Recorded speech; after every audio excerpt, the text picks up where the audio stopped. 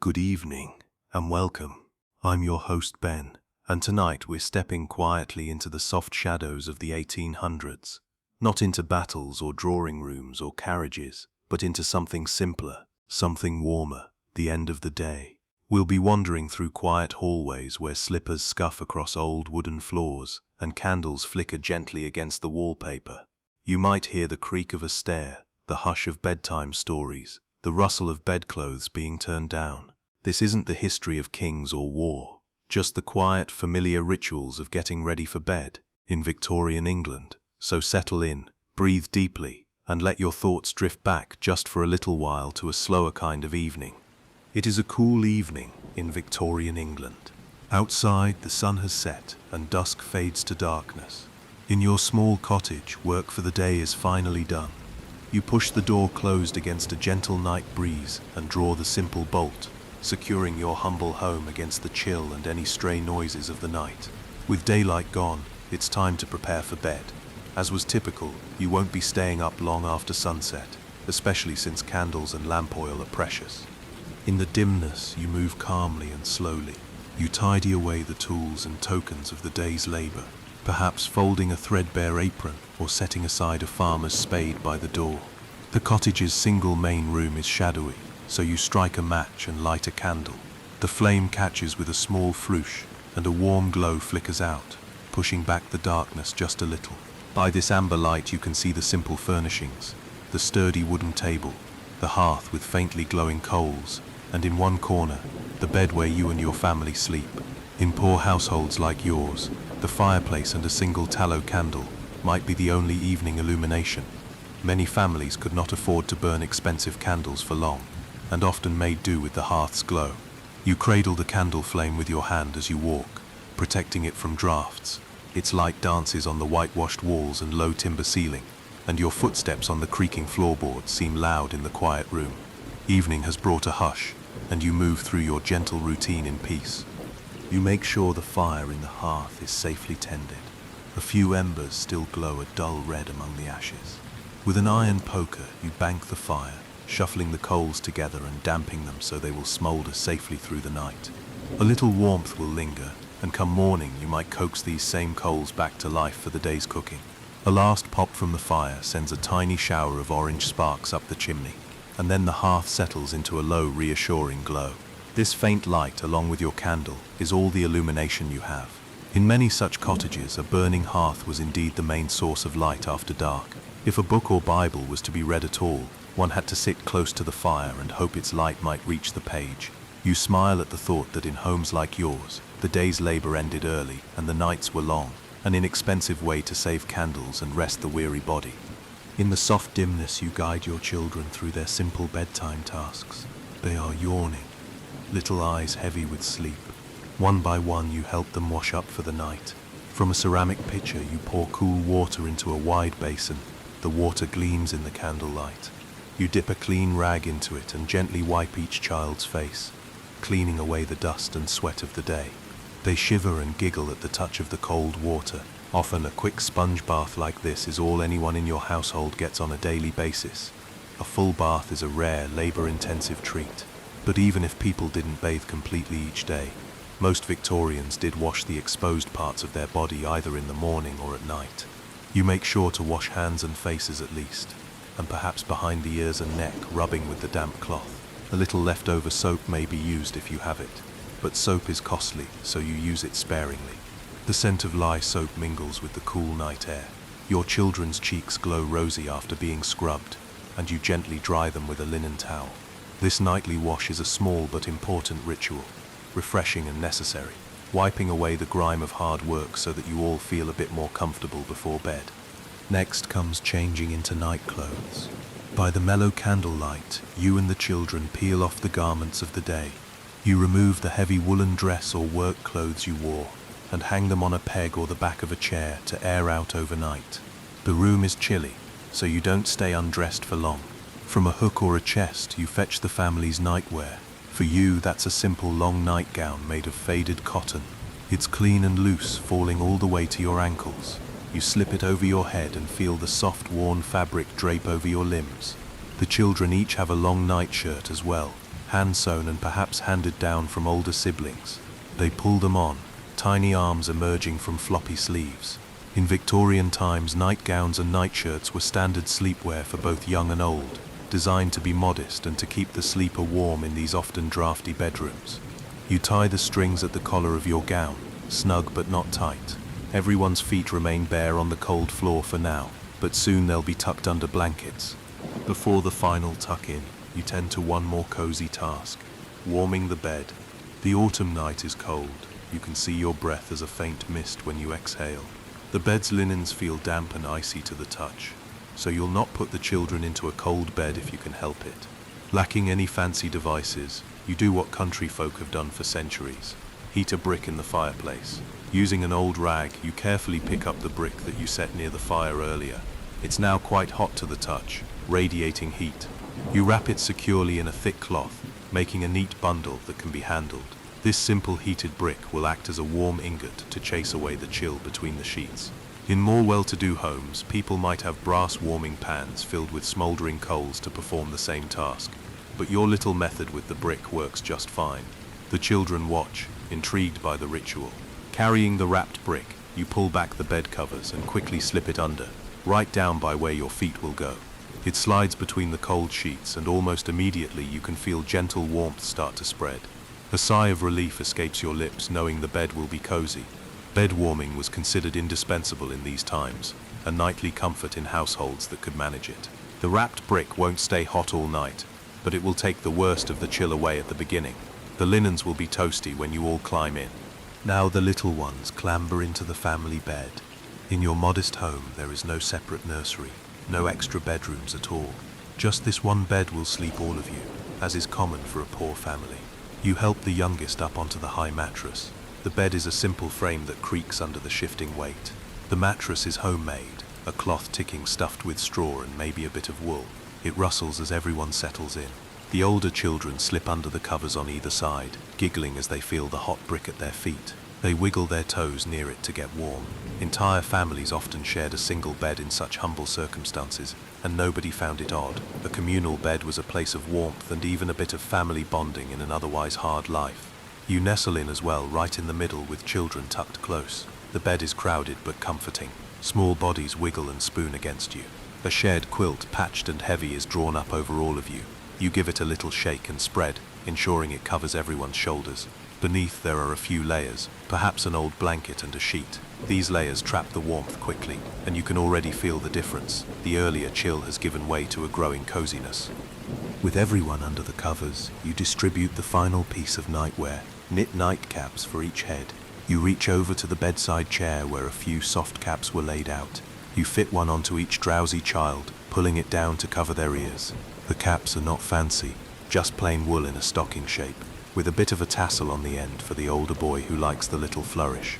Finally, you tie on your own nightcap. It's made of worn cotton flannel, the color of unbleached muslin.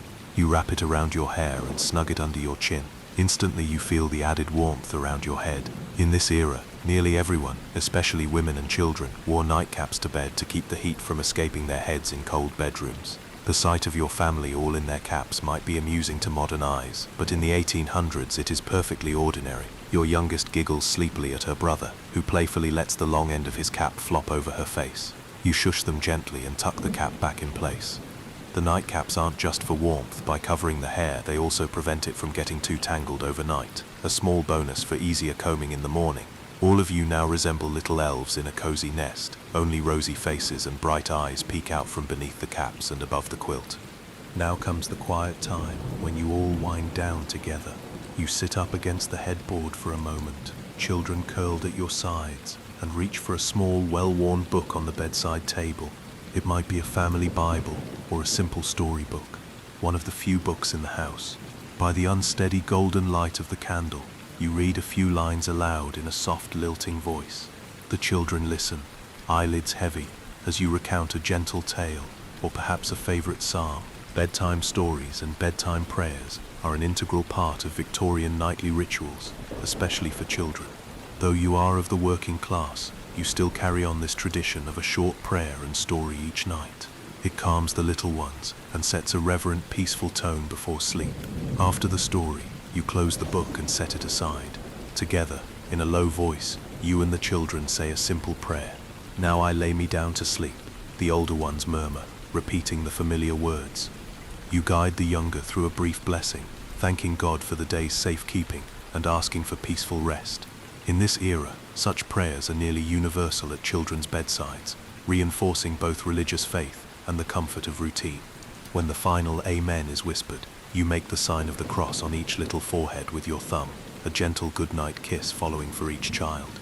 They smile, contented and secure. The candle has burned low, quivering and casting long shadows on the walls. It's the only light now. The hearth embers are mere pinpoints of red. You decide it's time to snuff the flame. Very slowly, you lean over and take one last look around. At the cozy room, at your children's sweet faces already drifting towards sleep. Then, with a soft breath, you blow out the candle. Suddenly, the room is nearly black, lit only by the faint orange of nearly spent coals and a silver slip of moonlight sneaking through a crack in the shutters.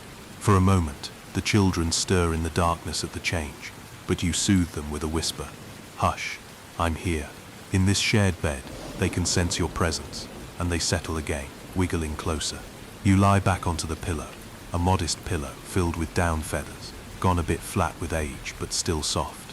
Adjusting the nightcap under your head, you sink your head into the familiar smell of clean linen and a hint of lavender. You had tucked a few dried lavender sprigs into the pillowcase last wash day, a common practice to freshen linens. The scent is calming and homely. All around you is the stillness of a country night. Through the tiny window which you closed and shuttered earlier to keep out the cold, you hear a muffled night sound or two, perhaps a gentle wind stirring the trees outside, or the distant bark of a neighbor's dog once and then silence. You draw the bed covers up to your chin. Under the quilt, the warmth from the heated brick has spread nicely. Your feet are no longer cold, and the children's toes find the warm spot and stay there. In the darkness, your eyes adjust and you can just make out the outline of the hearth and the loom of the wardrobe across the room. But nothing moves. The house is so small that all of you are together. You could reach out an arm and touch each of your sleeping babes. Their breath is beginning to slow into the soft, even pattern of sleep. The youngest one gives a little sigh and burrows an arm around your waist. You feel her small chest rise and fall. Such simple comforts make you smile. The weight of the day's toil lifts as you lie here in the quiet dark. This is the safest feeling, your family close, all tucked up for the night, the outside world locked out till morning. The only sounds now are the children's gentle breathing and the faint tick-tick of the old clock on the mantel counting down the hours of the night. You close your eyes, listening to those soothing rhythms. In the back of your mind, you know that this is how countless humble evenings end in Victorian England. Work set aside, bodies washed and warmed, prayers said, and a family huddled together for sleep. Such nights are ordinary and uneventful, blessedly boring in the best way. You take one more deep breath of the cool night air. A small draft creeps in around the window frame, but under the covers all of you are snug. The darkness feels thick and velvety. Any worries you had have been left to tomorrow. Right now, there is nothing but the present moment, the comfort of the bed, the faint smell of ashes and lavender, the soft warmth shared between you and your children. As your thoughts begin to blur, you surrender to the drowsiness that has been gathering. The last thing you notice before sleep claims you is the distant hoot of an owl outside, and the way the wind brushes the eaves with a hollow, lulling sound. Safe in your little cottage, you drift off, joining your slumbering children in sweet rest. You have just experienced the bedtime routine of a modest working-class family in the 1800s. Now, let us journey to a different Victorian household, one a bit more comfortable but settling in for the night all the same. Imagine now that you are in a middle-class household in Victorian England, preparing for bed in a home with a few more comforts. The hour is slightly later in the evening, perhaps around 10 o'clock. In the parlor downstairs, a clock has just chimed the hour with a delicate ting. You are the mistress of this house, or perhaps its master, and the day's formalities are done. The servants have finished their duties and retired to their quarters under the eaves. The house is finally quiet. You ascend the stairs slowly, a single oil lamp in your hand guiding your way. The flame's light is steady and bright, a fine lamp burning clean paraffin oil, a convenience your poorer counterparts might not have. In fact, Having the means to keep a lamp or a few candles burning into the late evening is something of a sign of comfort and prosperity in this age. You pause at the landing to turn down the hallway lamp. Gas lights flicker low behind etched glass shades, casting a mellow glow on the mahogany furniture. Many homes like yours have gas lighting by now, but you prefer to extinguish most lights as you head to bed. The household is winding down. As you walk toward the bedroom, your lamp flame sways gently, and your shadow glides along the wallpaper decorated with roses. The thick carpet softens your footfalls. It is a world away from the cold, bare floors of a laborer's cottage. Here there is warmth and softness at every step. Before you attend to your own rest, you check on the children in the nursery.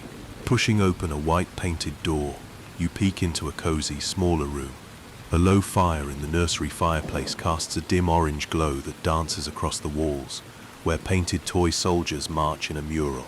The air smells faintly of milk and soap. The children have been put to bed more than an hour ago, as is customary. Young ones in comfortable families often have an early bedtime, overseen by a nanny or nursemaid. Tonight, the nanny has long since tucked them in. In their small beds, your two children sleep soundly. One is sprawled on her back, the other curled up on his side, clutching a beloved plush doll. A single shaded oil lamp is turned low on the bedside table, left burning as a nightlight. You step quietly into the room, moving slowly so as not to wake them. Gently you adjust a blanket that has been kicked off one toddler's legs. He stirs only slightly, making a little murmur, and then settles deeper into his pillow. You lean down and place a tender kiss on each smooth forehead. Their hair is damp at the temples from the warmth of the room. Earlier, after supper, you had supervised their nightly routine. The nanny helped them into their night clothes, white cotton gowns with ruffles for the girl, and a tiny flannel nightshirt for the boy, and helped them wash their faces and hands. She even brushed their teeth lightly with a bit of soda and water, an early practice of oral hygiene in these modern Victorian times. The children said their prayers, little voices reciting words learned by heart, a sweet Our Father in unison, and you listened proudly. Then a short story was read. Perhaps tonight it was Alice's Adventures in Wonderland, a new favorite. Now they rest peacefully, with full tummies and content hearts. You allow yourself a moment to simply watch their small chests rise and fall, and to appreciate the tranquil innocence of sleeping children. In this moment, all is well. Quietly you leave the nursery, satisfied that the little ones are safe and dreaming. You close the door partway ajar, just enough that if a cry should sound in the night you would hear it down the hall. The servants' quarters are not far off. A nursemaid sleeps lightly, ever ready to tend to the children as well. With the children seen to, you can finally turn to your own bedtime preparations. Your bedchamber awaits, a refuge of softness and warmth. Pushing open the heavy oak door, you enter your room. It's spacious by contemporary standards. A large bed dominates one side, its four posts draped with rich burgundy bed curtains that you can draw closed for privacy and insulation. Indeed, these heavy bed hangings are a proud feature of your bedroom set. At night, you often close them partly to keep out drafts and hold in warmth, creating a cocoon within a cocoon. For now, they are tied back, revealing the bed neatly turned down in advance. Earlier in the evening, one of your housemaids arranged the bedroom for the night. She has turned down the patterned coverlet, folding it neatly at the foot of the bed, and fluffed the pillows. The sheets have been aired and warmed. On the hearth of your bedroom fireplace, a small fire still crackles gently. You had instructed that a fire be lit here to warm the room before bedtime. Its glow paints flickering gold highlights on the silk wallpaper and throws the silhouette of your dressing screen tall against the wall. The room is deliciously warm compared to the chill corridors. You set your oil lamp down on the marble top of your washstand, next to the waiting basin and pitcher. As in many well-appointed Victorian bedrooms, a washstand is an essential piece of furniture here, holding all that you need to perform your nightly ablutions. The mahogany stand bears a large porcelain basin, white with a painted blue rim, and a matching pitcher full of fresh water. But tonight you won't have to suffer cold water. Beside the pitcher sits a steaming jug of hot water wrapped in a cloth, delivered by the maid at just the right time. You dip a finger in and smile at the pleasant warmth. The luxury of having hot water for washing is one you deeply appreciate. In poorer homes, heating water for a wash was a whole task in itself, often skipped at night. Here, however, it's been carried up for you, part of the expected routine in a household with servants. You take your time preparing for bed, enjoying each step as a calming ritual. First, you change out of your daytime clothes. Standing behind your embroidered folding screen, You unbutton and loosen the layers of your dress with relief. A cool draft from the window opens slightly earlier to air out the room, brushes your skin, making you shiver and hurry into your night attire. Your lady's maid has laid it out on the bed, a fine lawn cotton nightgown, freshly laundered, smelling faintly of lavender water. You slip into the gown, the fabric whispering as it slides over your skin. It has long sleeves with a bit of lace at the cuffs, and the hem skims the floor. The gown is exquisitely made compared to the coarse homespun one our cottage-dwelling friend wore. It's trimmed with tiny pleats and ribbons at the yoke, yet it is still modest, as all respectable Victorian nightclothes are. It conceals your form from neck to wrist to ankle. You catch a glimpse of yourself in the mirrored door of the armoire, a figure in flowing white, hair down, looking every bit a ghost of the Victorian night. Modesty is so ingrained that even in one's own bedroom, one's nightdress is proper and presentable. Indeed, many couples of your class maintain separate bedrooms or at least separate beds, an arrangement considered genteel and conducive to a good night's sleep. In your case, you have your own chamber and your husband has a smaller dressing room adjacent. He will likely visit to bid you good night, but then retire to his own bed. Such are the norms of propriety in this era. Now clad in your nightgown, you perform your nightly toilette by the warm firelight. You sit at your vanity table, upon which a few candles burn steadily in silver holders. Their flames are reflected in the mirror, doubling the gentle light. You take your hairbrush and begin to let down your hair, which has been pinned up all day. Dark pins drop one by one into a porcelain dish with soft tinks. Your hair tumbles free past your shoulders. You give your scalp a little massage with your fingertips, enjoying the relief from tight hairstyle constraints. Then you brush slowly, counting strokes in the quiet room. Perhaps 100 strokes, a common beauty practice to keep hair shiny and healthy. The boar bristle brush moves through your long tresses with a rhythmic, soothing repetition. Each stroke catches the fire's glow in your hair, and you feel the slight tug at your scalp, a comforting sensation that helps you unwind. Once your hair is smooth and gleaming, you loosely braid it into a single plait for the night, or coil it into a soft, loose bun. To protect it, you take up a nightcap. Yes, even in this refined setting, a nightcap has its place. Yours is made of fine white muslin with a bit of lace edging. You gather it over your hair and tie the satin ribbons under your chin. Women of the Victorian era often wore nightcaps to keep their hair from tangling and to stay warm, though by the end of the 19th century, these caps would start to be seen as old-fashioned. For now, though, you wouldn't sleep without one. A few delicate curls escape around your temples as you finish tying the bow. In the mirror, your face framed by the cap looks calm and a touch pale in the candlelight. You dab a bit of cold cream onto your cheeks and rub it in. The faint scent of roses and glycerin drifts up, the final touch of your skincare for the day, leaving your skin moisturized after the washing. Speaking of washing, you now turn to the washstand for a quick cleanse. In the basin, you mix some of the hot water with cooler water until it's a comfortable warmth. Steam rises gently. You take a soft flannel cloth, dip it, and lather a modest amount of soap. The soap is a lovely luxury, fine milled, with a lavender scent. Carefully, you wash your face, neck and hands, wiping away any soot from the city air and the day's exertions. The warm water is relaxing and does its job. You feel instantly refreshed and also soothed, your muscles unknitting as the heat sinks in. Many people of the era believe a quick wash at night is essential to good health and sleep, even if a full bath is only taken occasionally. You agree, and indeed you feel the day's dust and worries melting away with each splash. You dry off with a clean towel, patting your face and hands until they are just slightly damp and cool. You decide to take it a step further, a little indulgence to ensure a sound slumber, a foot bath. From the hearth you retrieve a small copper foot tub which the maid prepared. In it is warm water with a pinch of Epsom salts dissolved. You place it near your chair and slip your stockinged feet into the bath. A sigh of pure relief escapes your lips. The warmth on your tired feet is heavenly. It was a known remedy in Victorian times to soak one's feet at night to draw blood away from the head and calm the body for sleep.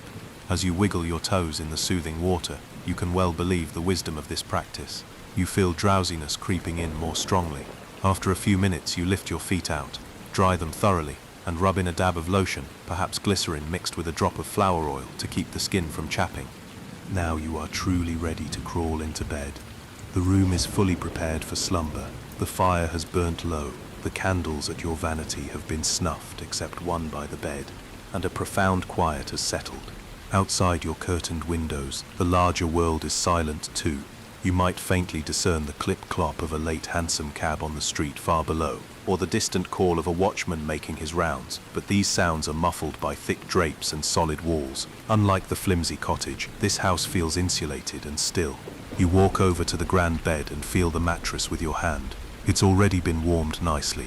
Earlier, your maid employed a proper bed warmer, a brass pan with a long handle, filled with hot coals from the fire, which she slid between the sheets before you came in. The sheets now feel comfortably warm to the touch, with not a hint of that dreaded icy chill that can so startle a drowsy person climbing into an unwarmed bed. Additionally, at the foot of the bed, wrapped in flannel, is a ceramic hot water bottle that will stay warm well into the night, a more modern improvement on the old heated brick method. You smile at this little luxury, knowing many households would envy it. Truly, no one likes cold feet in bed, and Victorians have invented all manner of bed-warming contraptions to avoid that shock. Gratefully, you pull back the layers of bedding, a satin coverlet, a woolen blanket, crisp linen top sheet. You then ease yourself into the high bed. The mattress, stuffed with horsehair and topped with a feather bed, yields just enough to cradle you. You sink down and draw the covers up.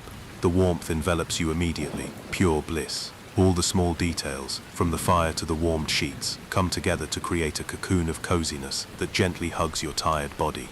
Settling into your pillow, goose down, encased in fine cotton, you take a moment to savor the comfort. The bed curtains are still open. You contemplate whether to pull them closed. Tonight, you decide to leave them partly open so you can see the last flicker of firelight. Reaching to the nightstand, you pour yourself a final little treat, a cup of chamomile tea. Earlier, a servant left a covered cup on a tray for you. It's still warm, and the fragrant scent of chamomile and a hint of valerian rises as you lift the lid. Many Victorians believe in herbal tisanes as sleep aids, chamomile especially, for its calming properties. You sip slowly, the taste lightly bitter and floral. Each sip seems to further relax your nerves. You also nibble a corner of a thin oat biscuit, just enough to stave off any late-night peckishness. Some in this age might take a spoonful of laudanum or a hot toddy as a nightcap, the liquid kind, but you abstain from such potent remedies tonight. This gentle tea is enough. Once finished, you set the delicate cup down. The room now is illuminated only by the sliver of fire in the grate and the single candle by your bedside. The shadows flicker over the upholstered chair in the corner and the wardrobe, giving the room a dreamy quality. You feel utterly at peace. As a final gesture, you reach for the journal on your nightstand. In the quiet of each night, you sometimes like to write a few lines reflecting on the day. Taking up your fountain pen, by the wavering candlelight, you note a line or two about the date, perhaps the weather. It was crisp and clear today, a fine autumn day, a note of gratitude that the children are healthy and that your household is running smoothly. You stifle a yawn as you dot the last sentence. There isn't much more to add. It's been an ordinary day, unremarkable and calm. And that, in truth, is something to be thankful for. You close the little leather-bound book and slide it back into the drawer. This minor activity has allowed your meal to settle and your mind to empty out the remaining thoughts. Now only the softness of the bed and the imminent promise of sleep occupy you. You realize you haven't yet donned your own sleeping cap. It rests on the pillow beside you. For men of the house, it might be a long pointed cap with a tassel, and for you a lighter cap of lace. Tonight you decide to do without the cap. The room and bed are warm enough, and you'd rather feel the coolness on your head. It's a personal choice. Many women of your status have already abandoned the nightcap unless it's exceptionally cold. Instead, you loosen the braid of your hair just a bit so it's not too tight, and lay it above the covers. At last, you lean over and gently extinguish the bedside candle. With a quick pinch of the wick or a delicate snuffer cap placed over it, the flame vanishes, leaving only a thin wisp of smoke that curls upward briefly with the scent of burnt wick. Now the only light is the faint glow from the hearth, which casts moving shadows on the ceiling. You lie back against the plump pillows and pull the heavy covers up to your chin. Wrapped in layers of wool and cotton, you feel as secure as a child in swaddling. The silence of the room is deep. You can hear your own breathing and the small ticking of your pocket watch on the nightstand. Occasionally, the iron of the cooling fireplace pings softly or an ember pops, but these sounds are familiar and soothing. Your body sinks further into the featherbed. For a moment, you think of the events of tomorrow, small tasks, letters to write, the children's lessons, but those thoughts drift away as quickly as they came. You have done everything needed for today. Now there is nothing more to do but rest. Before closing your eyes, you whisper a short personal prayer in the darkness. It is second nature to you, as it was for so many in Victorian times, to commend the soul and give thanks before sleep. Lord, watch over us this night, you murmur. Keep us in peace until the morning light. The words are soft and almost inaudible, but speaking them gives you comfort. You make sure that on the bedside within reach is a little handbell, in case you need something in the night and must ring for a servant, though you rarely do. Also nearby is a porcelain chamber pot, discreetly tucked in a cabinet, should nature call before dawn, an unglamorous but practical necessity in these pre-plumbing days. All these little arrangements mean you can remain snug in your room until morning. You reach to your side and give a gentle pull on the tasseled rope that operates the bed curtains. With a swish, the plush curtains glide along their rails, enclosing your bed almost completely. Now even the faint glow of the fireplace is mostly shut out. You are enveloped by darkness and a feeling of utter privacy. Inside this canopy, the air quickly warms from your own body heat. The velvet curtain muffles any stray sounds. It's amazingly quiet. You could hear the slightest whisper of a breeze on the window pane or a distant nightingale if one were singing. But tonight there is only a stillness. As you breathe, you notice the scent of your linens, sun-dried on the line and pressed with a hot iron. They carry a hint of fresh cotton and starch. Your eyes grow heavy as you let them close. Images of the day flicker briefly in your mind and then dissolve. You imagine for a moment how many others, in homes grand and poor alike, are performing the same humble acts of closing up and lying down. In a modest cottage, a mother might now be listening to the wind as her children sleep entwined around her. In a grand estate, a lord might be snuffing out a last candle after reading a chapter of a novel in bed. In every case, day has yielded to night, and the routine of bedtime, those mundane, peaceful tasks, has guided each person from the busyness of day to the sanctuary of sleep. Across Victorian England, from the humblest homes to the most well-to-do, the evenings end much the same way. One by one, lamps are extinguished and families retire. The hustle and worry of daytime are put aside. In kitchens, banked fires settle into soft ash. In bedrooms, heavy curtains are drawn, and nightcaps donned, and the world grows quiet. Quiet, safe and still. These words define the midnight hour in every household now. You feel this quietude wrapping around you like a blanket. In your own bed, you nestle into a perfect spot and let out a long, contented sigh. The pillow supports your head just right. Your feet touch a warm patch under the covers, and you curl your toes happily. The distant wind may send a gentle whoosh against the window, but it only lulls you further. You know that outside the stars are shining coldly over sleeping towns and countrysides, but here inside, all is warm darkness. The sense of safety is profound. Thick walls or thin, this home is your sanctuary for the night. You are drowsy, but it's a pleasant, welcome drowsiness pulling you down. There is no resistance, only relief. The last traces of conscious thought float away. Perhaps you faintly hear the old clock downstairs chiming the quarter hour, each tone softer than the last. Perhaps the house settles with a gentle creak, familiar sounds that only deepen the silence once they fade. You might be aware of your own heartbeat, slow and steady, a gentle drum in the stillness. Each breath you take is slower, deeper, carrying you further into repose. From somewhere far off in the sleeping city, a church bell marks midnight, but you are already drifting beyond the reach of its sound. Now you surrender completely to the night. Your body is heavy and warm, your mind quiet and calm. The scenes of Victorian evenings, the candle light, the whispered prayers, the rustle of sheets, have all merged into a soothing haze. In your imagination you see a final cozy picture, a lamplight being dimmed in a tiny cottage window, or a pair of silhouettes blowing out candles in a grand house, each household yielding to slumber. These images flicker and then go dark, as your thoughts themselves flicker out. All that remains is a feeling of deep comfort. You are quiet, you are safe, you are still. In a soft, dark room in the late 1800s, you fall into a gentle, restorative sleep. The Victorian night embraces you with its silence and simplicity. Nothing more to do, nothing more to worry about, just a long, peaceful night ahead. You breathe evenly, and as a final sigh escapes your lips, you drift off completely. The history of the day is done. Now is the time for dreams. Sleep well, dear weary soul. in the boring, beautiful peace of the past. Sleep in this cozy world of long ago as the night deepens and all remains quiet, safe and still.